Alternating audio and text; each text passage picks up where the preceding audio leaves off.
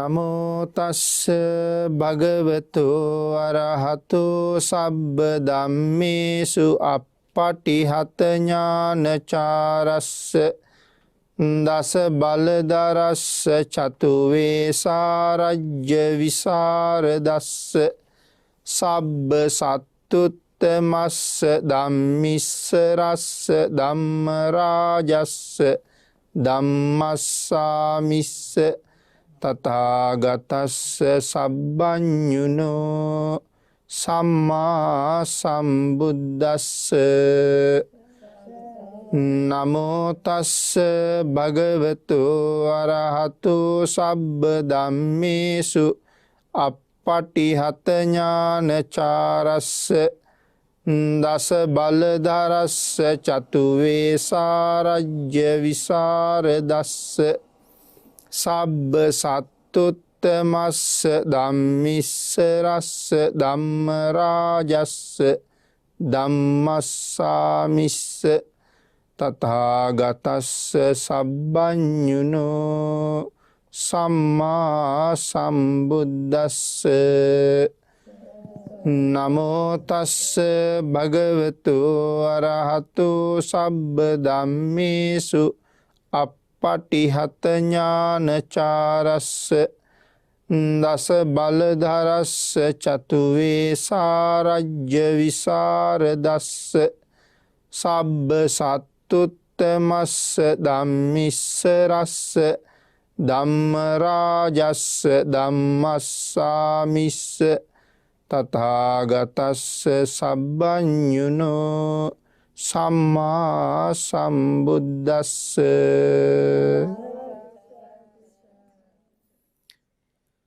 සද්ධර්ම ශ්‍රාවක කාරුණික ගුණගරුක බෞද්ධ පින්නතුනි, බොහෝම ශ්‍රද්ධාවෙන් මේ සූදානම් වෙන්නේ ලෞතර බුදුරජාණන් වහන්සේ විසින් දේශනා කොට වදාළ උතුම් වූ ශ්‍රී සද්ධර්ම රත්නයෙන් අබමල් රේණුවකටත් වඩා අඩු බොහෝම පුංචි කොටසක් දේශනා කරවගෙන ධර්ම ගෞරවය පෙරදරි කරගෙන දේශනාගත ධර්මයේ ශ්‍රවණය කරන්නත් එයින් ලැබෙන අවවාද අනුශාසනා තම තමන්ගේ ජීවිතවලට එකතු කරගෙන වඩාත් නිවැරදි මෙලව ජීවිතයක් සකස් කරගන්නත් ඒ තුළින් සුගතිගාමී වූ පරලොව ආයිති භවයකින් සැනසීමේ උතුම් පරමාර්ථයත් ඇතුවයි ධර්ම ශ්‍රවණය කරන්න සූදානම් වෙන්නේ. පිනතුනි, මේ දිනවල ජානුස්සෝනි සූත්‍ර දේශනාවට අනුකූලව ධර්ම කාරණා පැහැදිලි කිරීමක් තමයි සිදු කරගෙන යන්නේ. ජානුස්සෝනි සූත්‍රය මුල් කරගත්ත ධර්ම දේශනා දෙකක් මීට කලින් මේ මාතෘකාවෙන් සිදු කළා.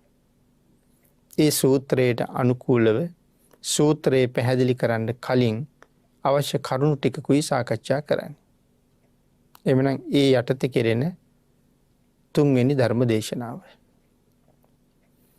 පින්නතුනි, ජානුස්සෝනි සූත්‍රයේ එක්තරා මිත්‍යා දෘෂ්ටික බමුණෙක් ඥාතීන්ට පින් අනුමෝදන් කරාම අපි දෙන පින් නෑයන්ට ලැබෙනවද නොලැබෙනවද කියන ප්‍රශ්නේ තමයි බුදුරජාණන් වහන්සේගෙන් ඇහුවේ. මේ දානය පිළිබඳව සාකච්ඡා කරන නිසා පින්නතුනි, අපි සාමාන්‍යයෙන් දන්නවා දානයක අවස්ථා තුනක් පිළිබඳව. දන් දෙන දායකයාගේ හිතේ පහළ වෙන සිතුවිලි වල పూర్ව චේතනාව, මුංචන චේතනාව, අපර චේතනාව කියලා අවස්ථා තුනක් තියෙනවා. එතකොට මේ పూర్ව චේතනාව පහළ වෙන්නේ කවද්ද කියන කාරණාව දානි දෙන කාල සීමාව ළඟම වෙන්නත් පුළුවන්. අවුරුදු ගණනාවකට කලින් වෙන්නත් පුළුවන්.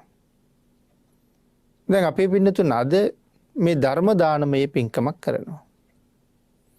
සමහර වෙලාවට මේ අවස්ථාව උදා කරගන්න මීට වසර ගණනාවක ඉඳලා හිතා හිටිය වෙන්න පුළුවන්. ඒ තමයි මේ ධර්ම දානමය පින්කමේ పూర్ව චේතනාව. එතන ඉඳලා සූදානම් වුණා. ඒ වාගේ තමයි අපි වෙනත් ආහාරමය දන් දෙන්න යනකොටත් සෑහෙන කාලෙක ඉඳලා හිතනවා. අම්මා වෙනුවෙන් දානයක් දෙන්න, තාත්තා වෙනුවෙන් දානයක් දෙන්න, දරුවෝ වෙනුවෙන් ආශිර්වාද කරන්න.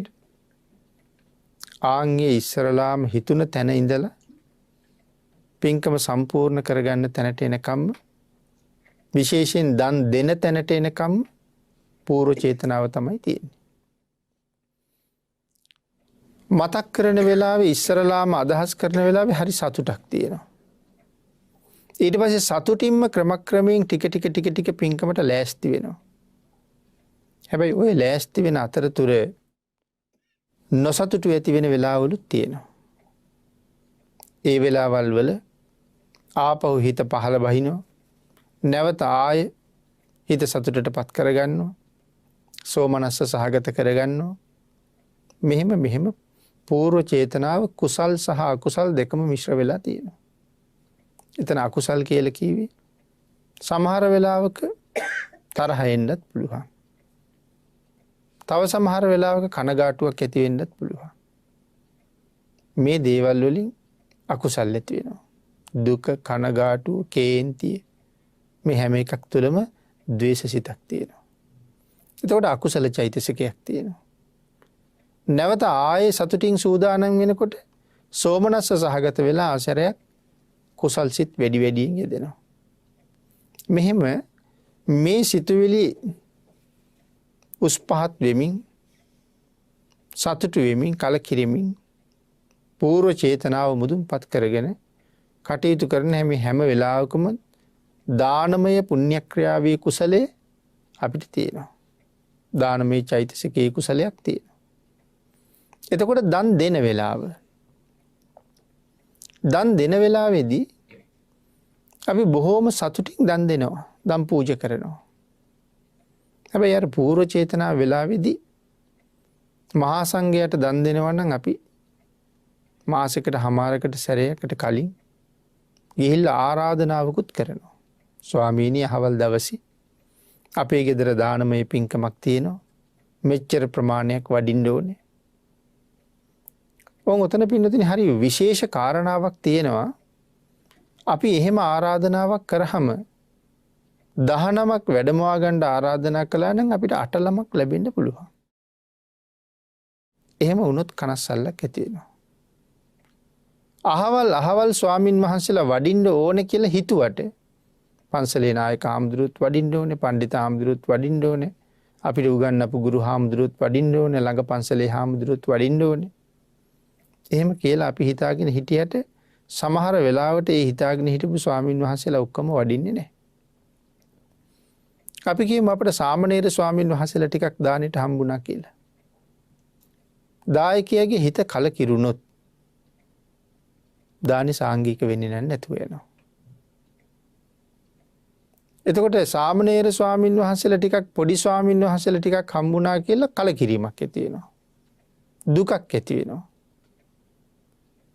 ඒ කලකිරීම දුක එක්ක අපේ දානේ සාංගික බවට එක හුඟ බලපානවා. හැබැයි ලොකු හාමුදුරුවරුම, නායක හාමුදුරුවරු, පඬිත හාමුදුරුවරු අපිට ලැබෙනවා. අපිට හරි සතුටුයි. සියලුම දෙනා වහන්සේලා මේ මට්ටමේ අය. ඒත් දානේ සාංගික වෙන්නේ නැතු වෙනවා. හේතුව එතකොට අපි උන්වහන්සේලා පිළිබඳව කල්පනාව මිසක් ශාසනීය මහා සංඝරත්නය ගැන කල්පනාවක් නැහැ. පොඩි කෙනෙක් හම්බුණත්, ලොකු කෙනෙක් හම්බුණත් මහා සංඝයා ආරමුණු කරලා දන් දෙනවා නම් තමයි දාන වස්තුව සංඝසතු වෙන්නේ. මේක දායකයාගේ සංඝසතු දානය තමන් නොදැනීම විනාශ වෙන විශේෂ තැන. මට හම්බුණ සංඝයා ගැන කල්පනාවක් කරන්න අවශ්‍ය නැහැ. මහා සංඝයාට දන් දෙනවා කියන චේතනාවයි අපි ගාව තියෙන්න ඕනේ. ඊළඟට දානි පූජා කරනකොට සමහරලාට දවල් වුණා. දැන් ගොඩාක් කලබලයි. ඉතින් කටයුතු කරගන්න කලබල වෙනකොට අනික් අයගේ ප්‍රමාදයන් දකිනකොට තරහත් එනවා. ඒතර ඔය වෙලාවල් ආයෙත් පිනයි කුසලයයි දෙකම අකුසලයයි දෙකම මිශ්‍ර වෙලා තියෙන කුසල් අකුසල් මිශ්‍ර වෙමින් මුංචන චේතනාවත් ගෙවෙනවා. හැබැයි එතනත් තියෙන්නේ දානමය පුණ්‍ය ක්‍රියාවක්. අකුසල් සිත් පුණ්‍ය ක්‍රියාව වෙන්නේ සතුටු සිතින් කරන හැම මොහොතකම දානමය පුණ්‍ය ක්‍රියාව තියෙනවා. දැන් පින්කම ඉවරයි. පින්කම ඉවර වුණාට පස්සේ අපි විවේකීව කල්පනා කරනවා අපේ පින්කම පිළිබඳව අපර චේතනාව. පින්කම ගැන මතක් කර සතුටු වෙනවා. ඒකට කියන අපර චේතනා.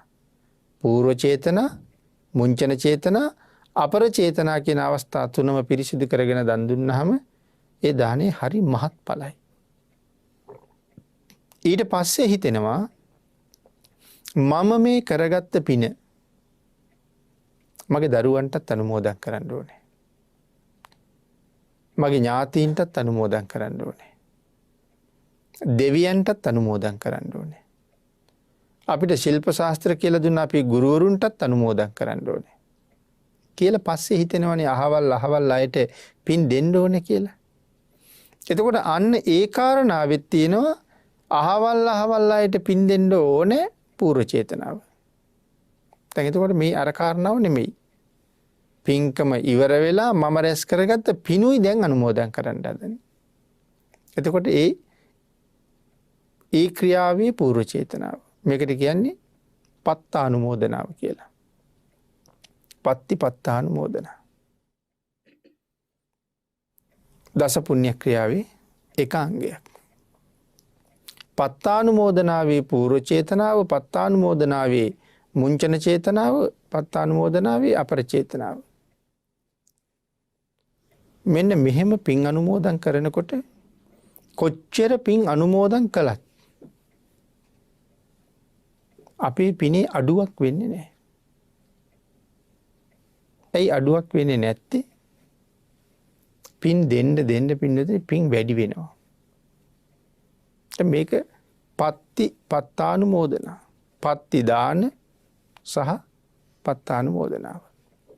එතකොට මෙතන පත්ති දාන කියලා පින්නතුනි සඳහන් කරාම අපි අනුමෝදන් කරන කුසල කර්මය මම ලබාගත් පුණ්‍ය ක්‍රියාව නැත්නම් කුසලය අනුමෝදන් කරනවා. ආයෙත් පින් දන් දෙනවා. පත්ති දාන. එතකොට ඥාතීන්ට දෙනවා, දෙමව්පියන්ට දෙනවා, දරුවන්ට දෙනවා, මියගිය තවත් පවුලි සම්බන්ධ අනික් අයට පින් දෙනවා, ගුරුවරුන්ට පින් දෙනවා.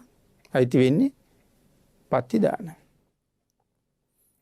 එතකොට එහි පූර්ව චේතනා, මුංචන චේතනා, අපර චේතනා කියලා අවස්ථා තුනක් තියෙනවා. ඊළඟට මම පින් කොච්චර දුන්නත් මේ ජානුස්සෝනි බ්‍රාහ්මණයාගේ කල්පනාව තියෙනවා අපි පින් කරලා පින් අනුමෝදන් කරාම ඔක්කොම පින් අනුමෝදන් වෙනවා අපට ඉතුරු නැද්ද කියලා. නමුත් බුදුරජාණන් වහන්සේ දේශනා කරනවා එහෙම එකක් නැහැ. පින්කම කරපු දායකයා විශේෂයි මූලික කුසලයේ එහෙම්මම පිහිටනවා. එක පහනින් පහන් දහසක් පත්තු කළත් මුල් පහන එහෙම්මම දැල්වෙනවා. හැබැයි පින් දෙන්න පින් මොකද වෙන්නේ? පින් වැඩි වෙනවා. දැන් බ්‍රාහ්මණයේ කල්පනාව පින් නැති වෙනවා කියලා. පින් දෙන්න පින් වැඩි වෙනවා. දරුවන්ට පින් අනුමෝදන් කරාම එතකොට දැන් පින්කම් දෙකයි. අපි කරපු පින්කමයි පින් දුන්න පින්කමයි. ඥාතීන්ට තව පින් දුන්නාම පින්කම් 3යි. දෙවියන්ට පින් අනුමෝදන් කරාම පින්කම් 4යි.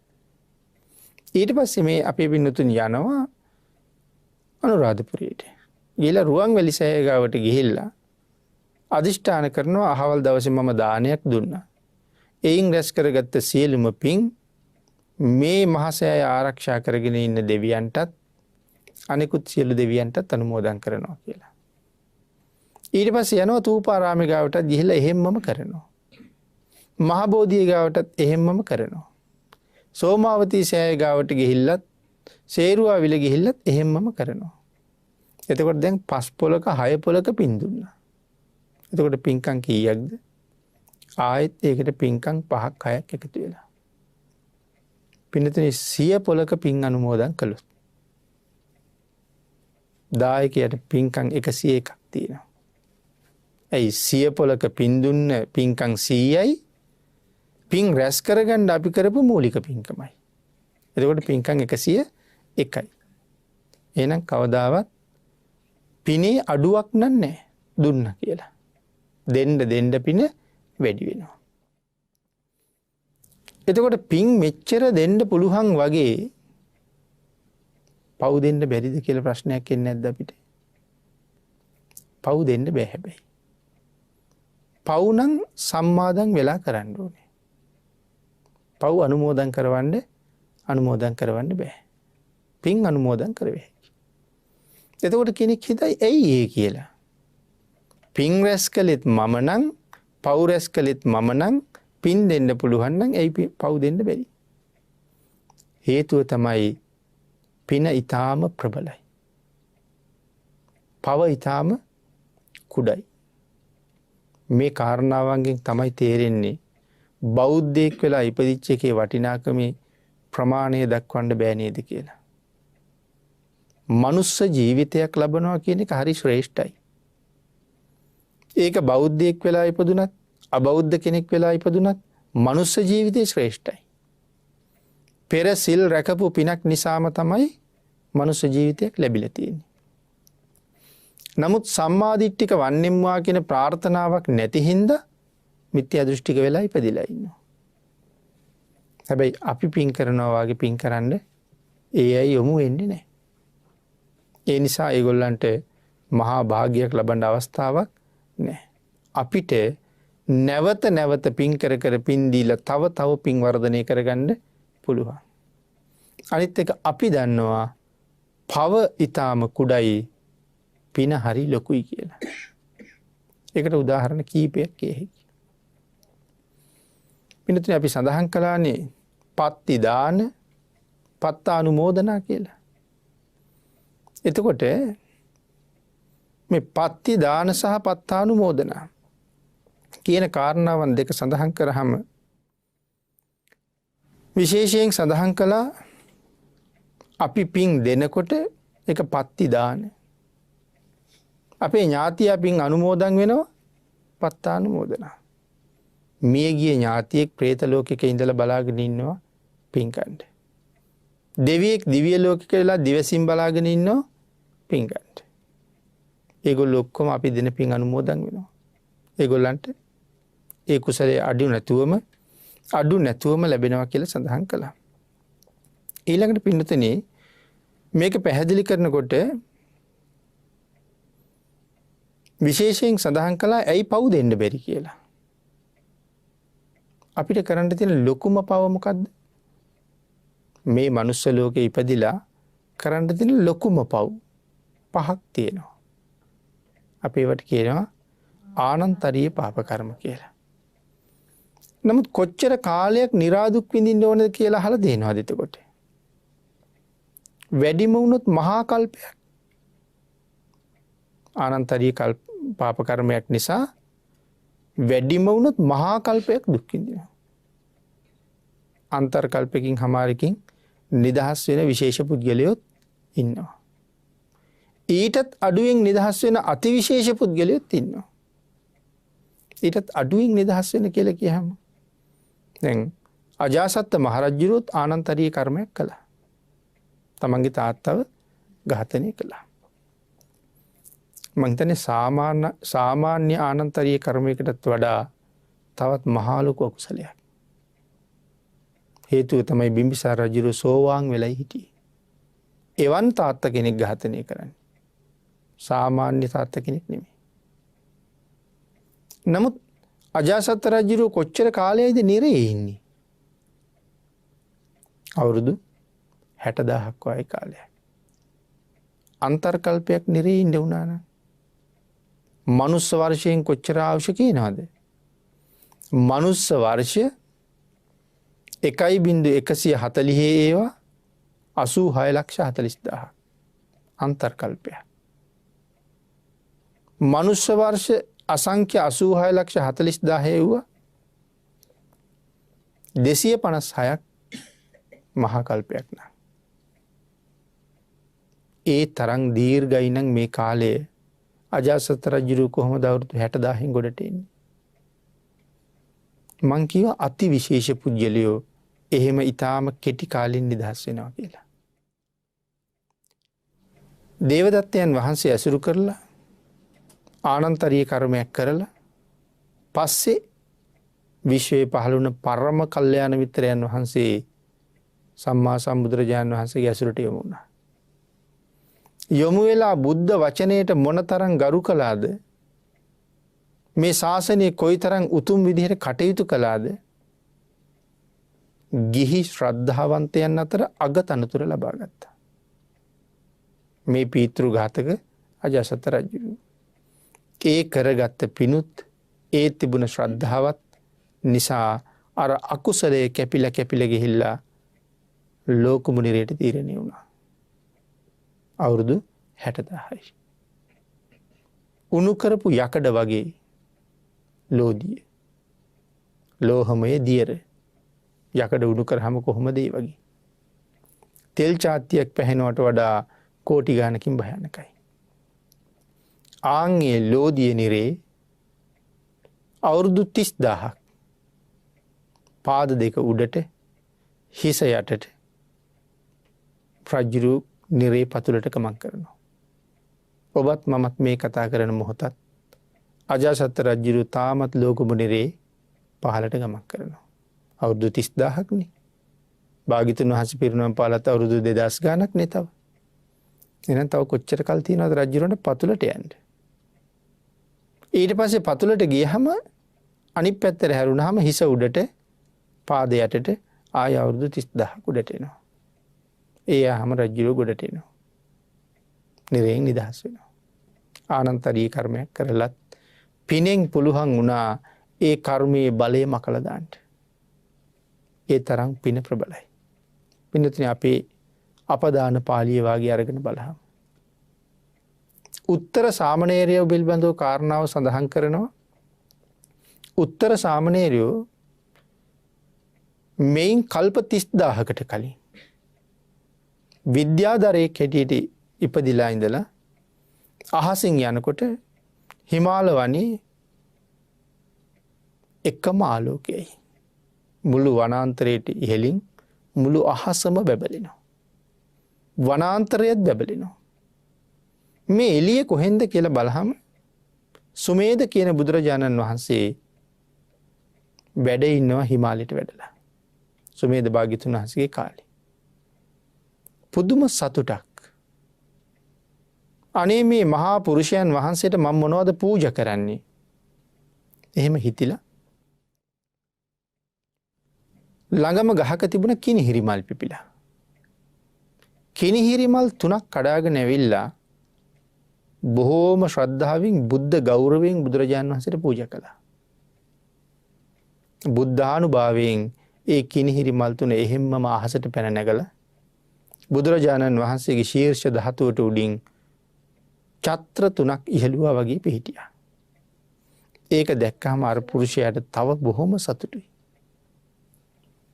මේ කිනිහිරි මල් 3 පූජා කරපු පින නිසා මහා කල්ප 30,000ක් දෙව්ලොවයි මනුලොවයි විතරයි උපදින්නේ. සතර පායක් ගැන කිසිම කාරණාවක් නැහැ. දිව්‍ය ලෝකෙන් චුත වෙනකොට මනුස්ස ලෝකේ, මනුස්ස ලෝකෙන් මැරෙනකොට දිව්‍ය ලෝකේ. මහා කල්ප 30,000. එතකොට මොකක්ද කරපු පින්කම? මල් 3ක් පූජා කළා. පිනතුනේ අපේ ශාසනයේ අපේ පිනතුන් අහලා තියෙනවා සුමන මාලාකාරය ගැන. බුදුරජාණන් වහන්සේට සමම්පිච්ච මල් නැලි 8යි පූජා කළේ. නමුත් ආනිසංසය කොහොමද විපාක දෙන්නේ? ආනිසංස විපාක දෙනකොට මහා කල්ප ලක්ෂයක් සමම්පිච්ච මල් නැලි 8ක් පූජා කරලා මහා කල්ප ලක්ෂයක් දිව්‍ය ලෝකේ මනුස්ස ලෝකේ තමයි උපදින්නේ. ඊට අමතරව සඳහන් කරනවා කාශ්‍යප බුදුරජාණන් වහන්සේගේ සෑයට විශේෂ පූජා කරපු අය. සිද්ධාර්ථ බුදුරජාණන් වහන්සේගේ කුටිය, ඒ කුටියට සුවඳ දුම් පූජා කරපු කෙනෙක් ගැන. ඒ සුවඳ දුම් පූජාවේ ආනිසංසය නිසා මහා කල්ප 94ක් දෙව්ලොවයි මනුලොවයි. ඊළඟට සඳහන් කළා පදුමුත්තර බුදුරජාණන් වහන්සේගේ සෑයට උතුරු සළුව කොඩියක් කරලා පූජා කරලා මහා කල්ප 30000 දෙව්ලොවයි මනුලොවයි. එතකොට මේ උතුරු සළුව අපි අදාර පූජා කරනවා වගේ වර්ණවත් ලස්සන කොඩියක්ද? කරේ දාගන්න රෙදි කෑල්ල. ශ්‍රද්ධාවෙන් කොඩියක් හැටියට පූජා කරලා ලබලා තියෙන කුසල් වල තියෙන මහානුභාව සම්පන්න බව. මහා කල්ප 30000. එතකොට මල් 3ක් පූජා කරලත් මහා කල්ප 30000ක් දෙව්ලොව හිටියනම් එතකොට අපි පින්නතුන් මේ කාලේ කරලා තියෙන මල් පූජාවල් ගැන හිතනකොට සතුටු වෙන්න ඕනේ නැද්ද? හැබැයි දැන් අරගොල්ල කරපු දේම අපිටත් කරන්න පුළුවන් වෙයිද? ඒගොල්ලෝ කරපු දේම කරන්න අපිට සමහර විට බැරි වෙන්නේ ඇයි? ඒ අය සීලයෙන් යුක්තයි. ගුණයෙන් යුක්තයි හුඟක් අය. අනික තමයි සසර පින්කම් කරලා හොඳ පුරුද්දක් තියෙනවා. ඒ පුරුද්ද නිසා අපිට වඩා හුඟක් උසස් විදිහටයි ඒ පින්කම කෙරෙන්නේ. නමුත් අපේ පින්කමේ ලාභාල බවක් තියෙනවා කියලාද කියන්නේ? ශ්‍රද්ධාව පෙරදරි වුණා නම් ලැබෙන ආනිසංසය අසීමාන්තිකයි. දැන් අර විද්‍යාදරයා මල් 3ක්නේ පූජා කළේ. ඒ ජීවමාන බුදුරජාණන් වහන්සේ දැක ඊට පස්සේ අපිට බුදුරජාණන් වහන්සේ දේශනා කළා ජීවමාන බුදුරජාණන් වහන්සේගේ සිරිපතුල ළඟ මල් පූජාවක් කරලා යම් කෙනෙක් ලබනවා නම් යම් ආනිසංසයක් ඒ පින්කම එහෙම්මම අදත් ලබන්න පුළුවන් කියලා. භාග්‍යතුන් වහන්සේ පේන්න නැති වුණත් ධාතුන් වහන්සේ ළඟ වේවා පිළිම වහන්සේ ළඟ වේවා ඒ ආනිසංසය අපි කොහොමද අද ලබන්නේ? ආන් ඒකයි දේශනා කළේ තිට්ඨන්තේ නිබ්බුතේ චාපි සමේ චිත්තේ සමම්පලං. මම ඕක නිතරම පැහැදිලි කළේ අද හැන්දෑවේ අපේ පින්නතුන්ට ලැබුණොත් බුදුරජාණන් වහන්සේ ජීවමානව වැඩ හිටියනම් සවැත් නුවර ජේතවනාරාමේ සුගන්ධ කුටිය ඇතුළට ගිහිල්ලා සවනක් ගන බුද්ධ රශ්මි ජාලා විහිදෙන බුදු සිරුර දිහා බල දන ගහලා වඳින්න අවස්ථාවක් තිබ්බනම් මනසින් හිතලා බලන්න මං ඒ සුගන්ධ කුටියට යන්නේ කොහොමද කියලා. බුදුරජාණන් වහන්සේ ජීවමානව කුටිය ඇතුලේ වැඩ ඉන්නවා මට වඳින්න යන්න අවස්ථාවක් තියෙනවා. මම යන්නේ කොහොමද? මම කොහොමද සූදානම් වෙන්නේ? අන්න එදාට ඒ කුටිය ඇතුළට ඔබ යන විදිහක් තියෙනවා නම් ඒ විදිහටම බුදු පිළිමේ ගාවටත් යන්න. ඒ කුටිය ඇතුලේ ගණ්ඩ තිබිච්ච අවස්ථාව අර බුදු පිළිමේ ගාවදී ගන්න. භාග්‍යතුන් වහන්සේ ජීවමානව වැඩ ඉන්නවා. ඒ මල් අරගෙන යනවා පූජා කරන්න එහෙම. අන්න එහෙම පූජා කරන එකටයි කියන්නේ සිත සම කරලා පූජා කරනවා කියලා. එදා ගණ්ඩ තිබිච්ච අවස්ථාව අද මෙතන ගන්නවා. අර ආනිසංසය අල්ප මාත්‍ර අඩුවක් නෑ. ඒ තරම් පින් රැස් කරන්න පුළුවන් අවස්ථාවක් මේ හම්බ වෙලා තියෙන්නේ. ඒක අද හැන්දෑවෙත් කරන්න පුළුවන්. ඒ තරම් වාග්ය සම්පන්න අවස්ථාවක්. නමුත් මේ බෞද්ධ කියන අපි ශ්‍රද්ධාවෙන් හැමදාම බුදුරජාණන් වහන්සේ ළඟ මලක් පහනක් පූජා කරලා දන ගහලා වඳින අය මේ බෞද්ධ ප්‍රජාව අතරේ කීයෙන් කී දෙනාද ඉන්නේ කියලා කල්පනා කරලා බැලුවොත් මේ බණ අහන අය කල්පනා කරලා බැලුවොත් සමහර අය අවුරුද්දක් ගියාට බුදුරජාණන් වහන්සේ ගාව දන ගහලා නැහැ. මාස ගාණක් ගියාට බුදුරජාණන් වහන්සේ ගාව දන ගහලා නැහැ. අපේ ගෙදරක ඉන්න සමහරලාට වැඩි හිටියොත් එහෙමයි, දරුවොත් එහෙමයි. සමහරලාට දරුවන්ට පාසල් ගියේ නැත්නම් පාසලේ වැඩ කරලා තිබුණ නැත්නම් පන්තියේ වැඩ කරලා තිබුණ නැත්නම් කෝටුවක් වේවැලක් අරගෙන ගහනවා. හැබැයි අද පන්සිල් ගත්තේ නැහැ කියලා, අද බුදුන් වැන්දේ නැහැ කියලා, අද පහන පත්තු කළේ නැහැ කියලා, හොඳ මල් ටිකක් කඩාගෙන ආවේ නැහැ කියලා එහෙමත් දඬුවම් කෙරෙන අවස්ථාවක් නම් දකින්න නැහැ. මොන තරම් අවස්ථාවක් අපි මගහැර ගන්නවද? පින ඒ තරම්ම ප්‍රබලයි. අන්න ඒ නිසයි පින් අනුමෝදන් කරන්න පුළුවන්. පව් කරනවා නම් සහභාගී වෙලා කරන්න ඕනේ. සහභාගී වෙච්ච හැටියට ඒ පුජ්‍යලයා පව් රැස් කරනවා. 10 දෙනෙකුට එකතු වෙලා පව් කරන්න පුළුවන්. එක්කෙනෙකුට එකතු තනියම පින්කමක් කරලා 10 දෙනෙකුට පින් දෙන්න පුළුවන්. හැබැයි තනියම පවක් කරලා 10 දෙනෙකුට පව් දෙන්න කොහොමවත් බෑ. ආන්ගේ හින්දා පින හරි ප්‍රබලයි.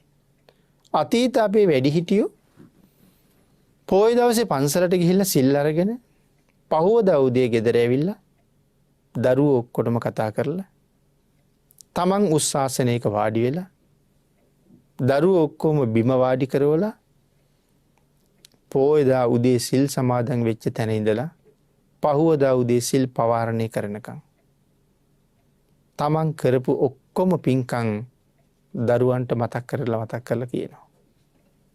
මම උදේ 6ට සිල් ගත්තා. ඊට පස්සේ අපි බුද්ධ පූජාව කළා. ඊට පස්සේ අපිට උදේ දානෙ ලැබුණා. දානෙන් පස්සේ අපි බණ ඇහුවා. බණෙන් පස්සේ අපි දවල් බුද්ධ පූජාව කළා. ඊට පස්සේ දවල් දානෙ ගත්තා. දවල් දානෙ අරගෙන දවල් වන්දනාව කළා. වන්දනාවෙන් පස්සේ දවල් භාවනා කළා. හැන්දෑවේ ආපහු බණ ඇහුවා. හවස ගිලන්පස පූජා කරලා බුදුන් වැන්දා. රැට ආපහු භාවනා කළා. මේ දවසේ කරපු පින්කම් ටික ඔක්කොම දරුවන්ට කියනවා. කියනවා දැන් මම කරපු පින් ටික ඔයගොල්ලෝ අනුමෝදන් වෙන්න කියලා. අරගොල්ලෝ ඊට පස්සේ සියලු දෙනාම වැඳගෙන සාදු කෙරියම්ම කරගත්ත පින්, අම්මා කරගත්ත පින් අපිත් ඒ විදිහටම අනුමෝදන් වෙනවා කියලා අනුමෝදන් වෙනවා. එතකොට ඒ දරුවන්ටත් ආපහු මහා කුසලයක්. හැබැයි ඔය පින් අනුමෝදන් වෙනවා කියන එක හරියටම කරන්න ඕනේ වැඩක්. හුඟක් දෙනාට පින් අනුමෝදන් වෙන්න බෑ. පින් කරපු අය පින් දෙනවා. එතකොට ශ්‍රද්ධාව ගෞරවයේ පදනම් කරගෙන අනුමෝදන් වෙන්න ඕනේ. මම ඊයේ මෙහෙම පින්කමක් කළා. ඒක ඔබත් අනුමෝදන් වෙන්න කියහම ශ්‍රද්ධාවන්තයා හිස් වැසුම ගලවනවා. පාවහන් ගලවනවා. උස් අසුනක ඉඳගෙන නම් ඒ අසුනේ නැගිටිනවා.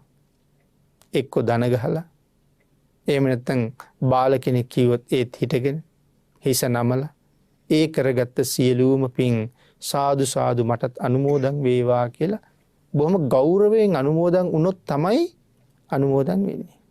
නැත්නම් එහෙනම් අපිත් අනුමෝදන් කියලා කීවට එහෙම අනුමෝදන් වෙන්නේ නෑ. ශ්‍රද්ධාව ගෞරවයේ පෙරදරි වෙන්න ඕනේ. ඒ නිසා මේ පින්කම හරි ප්‍රබල නිසා අපි කරගත්ත හැම පිනක්ම අන් අයට අනුමෝදන් කරන්න පුළුවන්කම තියෙනවා. අනුමෝදන් කරවලා ඒ අය කුසලයෙන් පෝෂණය කරවන්න පුළුවන්කම තියෙනවා. එහෙනම් යම් කෙනෙක් පින් අනුමෝදන් වෙනවා, තව කෙනෙක් පින් අනුමෝදන් කරනවා. එතකොට තමන් රැස් කරගත්ත පින අනුමෝදන් කරනකොට මගේ ඥාතියට දෙවියන්ට කියලා අරමුණු කරලා අනුමෝදන් කරනකොට ඒකට කියන්නේ මේ දානමය පුණ්‍ය ක්‍රියාව. අපි අනුමෝදන් කරන පින්කමට කියන්නේ දානමය පුණ්‍ය ක්‍රියාවක් නෙමෙයි, පත්ති දාන පුණ්‍ය ක්‍රියාව. අනුමෝදන් කරනකොට පත්ති දානයක්, සාදු කියලා අනුමෝදන් වෙනකොට පත්තානුමෝදනාවක්. එතකොට මේ කාරණා දෙකම තියෙන්නේ කොහෙද? මේ දෙකම දස දාන වස්තුව ඇතුලේ තියෙනවා. පින් දීම, පින් අනුමෝදන් කිරීම. පත්ති දාන, පත්තානුමෝදන. එහෙම විශේෂයෙන් මේ පින බෙදා හදා ගැනීමේ ක්‍රමයක් වෙනම දේශනා කරලා තියෙනවා. ඊළඟට පින්නතුනි මේ කාරණාව පැහැදිලි කරනකොට අපි පින ප්‍රබලයි කියලා සඳහන් කළා. ඊළඟට සඳහන් කළා ඒ ප්‍රබල වූ කුසල කර්මයේ අන් අයට අනුමෝදන් කරන්න මට ආපහු පින් වැඩෙනවා පින මහත්ඵල නිසා. එහෙනම් ජානුස්සෝනි කියන බ්‍රාහ්මණය බුදුරජාණන් වහන්සේ ගාවට ගිහිල්ලා අහන්නේ, ස්වාමීනි භාග්‍යතුන් වහන්සේ, අපි බ්‍රාහ්මණයින් හැටියට, ඒ වගේම බුදුරජාණන් වහන්සේ, භික්ෂු මහසංඝයා, අපි හැමෝම අනුන්ගේ දානි පිළිගන්නවා. පිළි අරගෙන අපි ඒ කුසල් අනුමෝදන් කරනවා මියගිය ඥාතීන්ට. දන් දීලා ලැබෙන කුසල්. ස්වාමීනි ඒ අයට පින් ලැබෙනවද නැද්ද කියලා යහන්නේ. එතකොට බුදුරජාණන් වහන්සේ මොකද්ද බ්‍රාහ්මණයට සඳහන් කළේ? බ්‍රාහ්මණය ස්ථානයේදී ලැබෙනවා. අස්ථානයේදී නොලැබෙනවා. බ්‍රාහ්මණය අහනවා ස්වාමීනි මොකද්ද ස්ථානය? මොකද්ද අස්ථානය? ඒගොල්ලන්ට කොහොම වුණොත් පින් ලැබෙන්නේ නැද්ද? කොහොම වුණොත් පින් ලැබෙනවද කියලා. බුදුරජාණන් වහන්සේ පැහැදිලි කළා මුලින්ම අස්ථාන ටික. බ්‍රාහ්මණයට පැහැදිලි කරනවා බ්‍රාහ්මණය මරණයට පත්වෙච්ච පුජ්‍යලයා ජීවත් වෙලා ඉන්න කාලේ දස අකුසල් කරගෙන නිරේ ඉපදුනා නම් අපි අනුමෝදන් කරන පින් ඒ පුද්ගලයාට ලැබෙන්නේ නැහැ. අපේ ඥාතියෙක් මැරිලා නිරේ ගිහිල්ලා. එයා නිරේ ගියේ ඇයි? මනුස්ස ලෝකේ ඉන්න කාලේ මොනව කරපු නිසාද? දස අකුසල් කරලා. මොනවද දස අකුසල් කියලා කියන්නේ? කයින් කරන වැරදි 3යි. ප්‍රාණඝාතය, හොරකම, කාමීත්‍යාචාරය. එතකොට වචනයෙන් කරන පව් බොරු කියනවා, කේලම් කියනවා, පරුස වචන කියනවා, හිස් වචන කියනවා. එතකොට 7යි. හිතින් කරන වැරදි 3යි. අවිද්‍යාව, ව්‍යාපාද, මිත්‍යා දෘෂ්ටි. මොනවද මේ අවිද්‍යාව කියලා කියන්නේ? දැඩි ලෝභය. දැඩි ලෝභය කියලා කියහම අපි හැමෝම ගාව ලෝභකම් තියෙනවා. ඒකට නෙමෙයි දැඩි ලෝභය කියලා කියන්නේ. අනුන්ගේ වස්තුවක් මට හිමි කරගන්න තියෙන කැමැත්ත. දැඩි ලෝභය. අපි කෙනෙක් දැක්කහම නැත්තම් කෙනෙක්ගේ වටිනා වස්තුවක් අපේ ගෙදර පරිස්සමට ගෙනත් තියලා තියෙනවා. ඒක අපි ගාව තියලා තියෙන බව දන්නේ අපි විතරයි. කෙනෙකුට හිතෙනවා නම් අනේ මේ මිනිහා ඉක්මනට මැරිලා ගියොත් නිකම්ම මේක මටනේ. ආන් එහෙම දැඩි ලෝභයක් එන්න පුළුවන්. ඒ වගේ දේවල් වලටයි දැඩි ලෝභය කියන්නේ. ඒක ඊටාම බරපතල කුසලයක්. අන් සතු වස්තුව හිමි කර ගැනීමේ තියෙන කැමැත්ත. එතකොට මේ හිතෙන් කරන අකුසල. යම් කෙනෙක් ජීවත් වෙන කාලේ මේ 10න් යුක්තයි නම් මරණින් පස්සේ කොහෙද යනවා කියලා කිව්වේ? ඒකාන්තයෙන් නිරේට. බුදුරජාණන් වහන්සේගේ වචනය කවදාවත් බොරු වෙනවද? භාග්‍යතුන් වහන්සේගේ වචනයක් කිසි තැනක බොරු වෙන්නේ නැහැ. අපේ පිනතුන් අහලා ඇති සුනීද සහ වස්සකාර කියලා බ්‍රාහ්මණයෝ දෙන්නෙක් හිටියා. මහා ඇමතිවරු දෙන්නෙක්. හරිම ශ්‍රද්ධාවන්තයි. තුනුරුවන් විශේෂෙහි බොහෝ පින් කරනවා. එක දවසක් මහා කච්චායන මහරහතන් වහන්සේ ගිජ්ජකූට පර්වතයේ ඉඳලා බැහැගෙන එනවා. පල්ලෙහාට වඩිනවා. මේ වත්සකාර ඇමතියා බලාගෙන හිටියා. ගිජ්ජකූටින් උන්වහන්සේ පහළට වඩිනවා. බලාගෙන ඉඳලා කියනවා නිකම් මේ වඳුරෙක් එනවා වගේ කියලා. එතෙන් දැන් කාටද වඳුර කිව්වේ? මහා කච්චායන මහරහතන් වහන්සේට. වචන මාත්‍රයෙන් නිරේ උපද්දවන්න තරම් පව් සිද්ධ වෙනවා. මොකද ඒ තරම්ම ගුණවත්. ඒ තරම්ම සිල්වත්. ලෝකයට ඒ තරම්ම අමාවක් මහා කච්චායන මහරහතන් වහන්සේ. සතර මහ තෙරවරුන්ගෙන් එක්කෙනෙක්. අපි අය අහලා ඇති අර ඒක බමුණෙක් සෝරෙය්‍ය. සෝරෙය්‍ය බමුණගේ ලිංග පරිවර්තනයක් වුණා. අහලා තියෙනව නේද කතාව?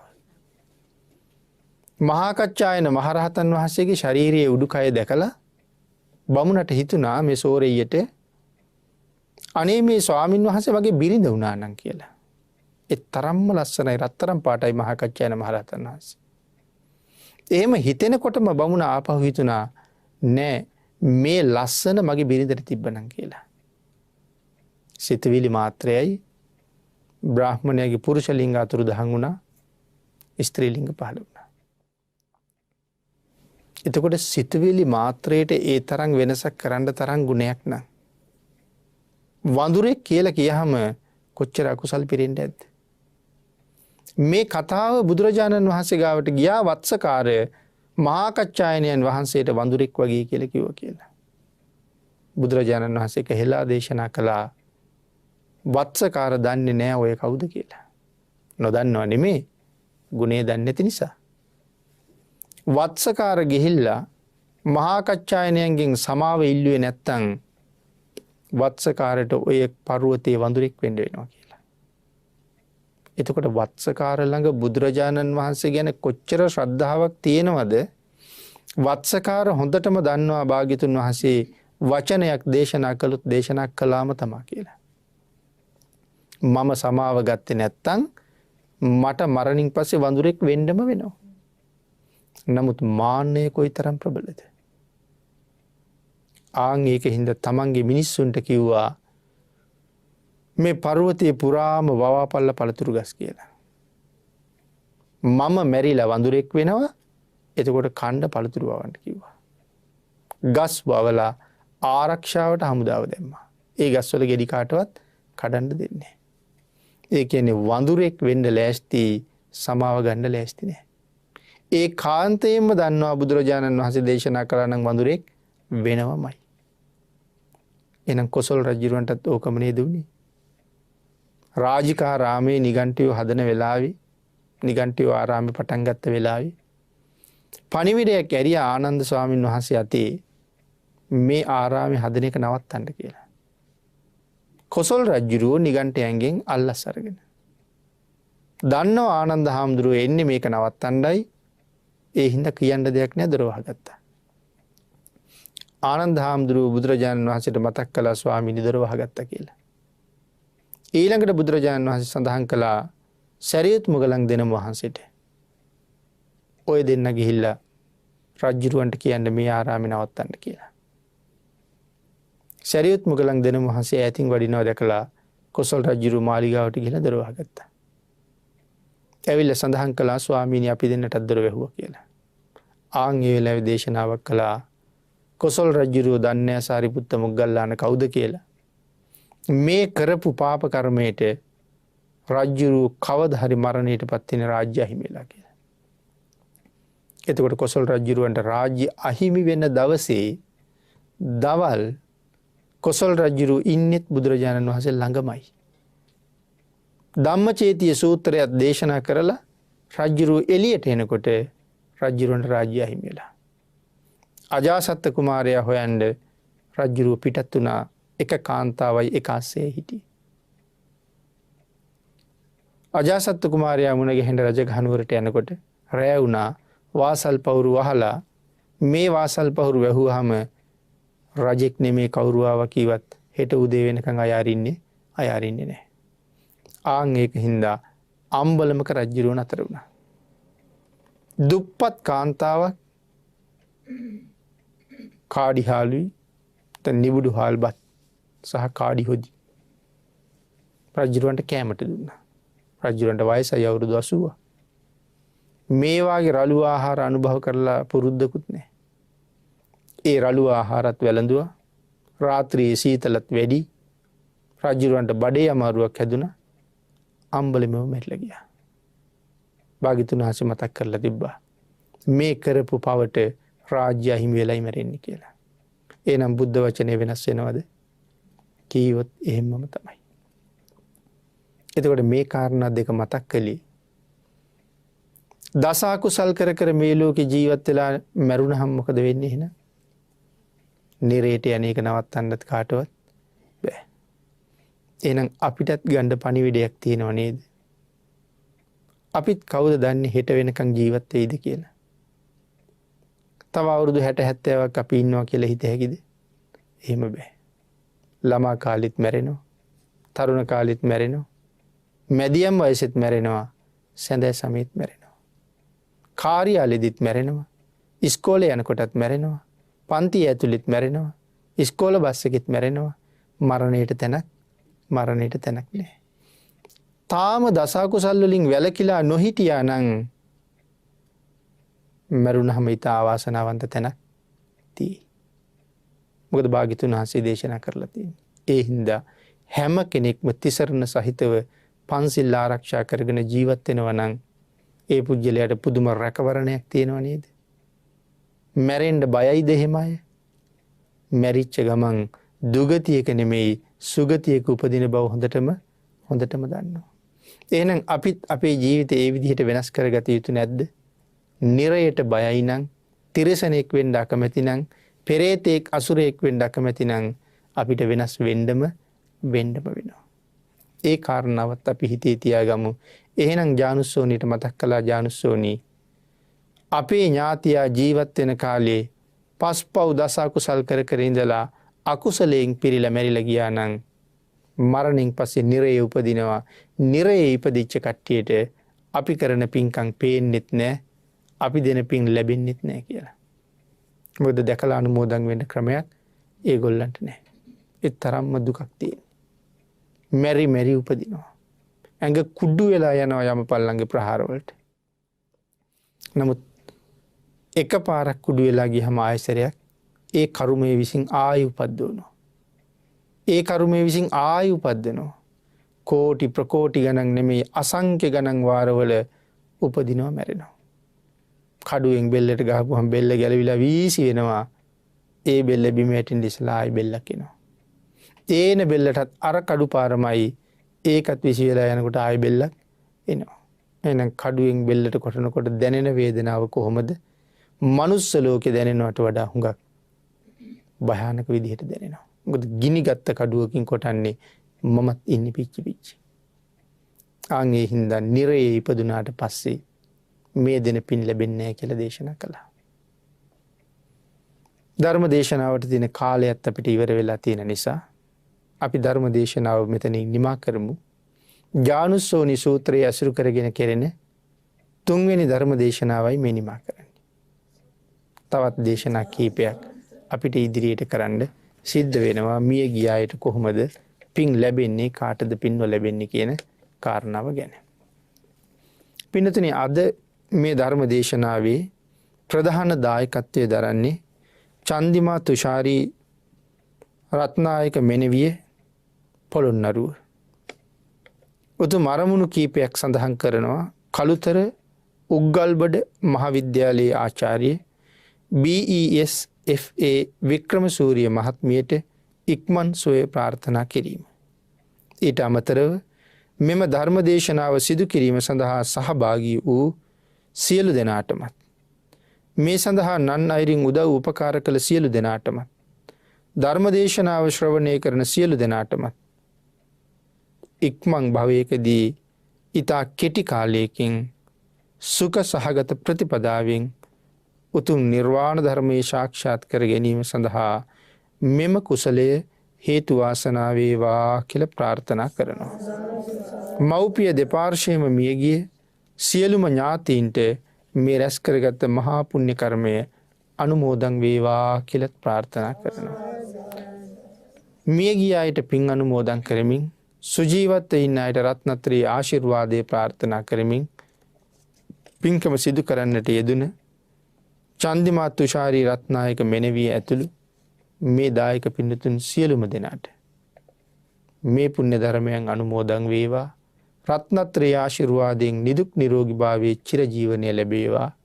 ඊ타ම ඉක්මන් භවයක ඊ타මත්ම කෙටි කාලයකින් සැප සහිත ප්‍රතිපදාවකින් උතුම් ආර්ය සත්‍ය ධර්මය අවබෝධ කරගන්න මේ පුණ්‍ය ධර්මයන් හේතු වාසනා වේවා කියලා නැවත වතාවක් ප්‍රාර්ථනා කරනවා. ආකාසට්ඨා ච බුම්මට්ඨා දේවා නාග මහිද්దికා පුඤ්ඤන්තං අනුමෝදිත්වා චිරං රක්ඛන්තු ලෝක සාසනං දේවෝ වස්සතු කාලේන සස්ය සම්පatti හෝතු ච පීතෝ භවතු ලෝකෝ ච රාජා භවතු ධම්මිකෝ.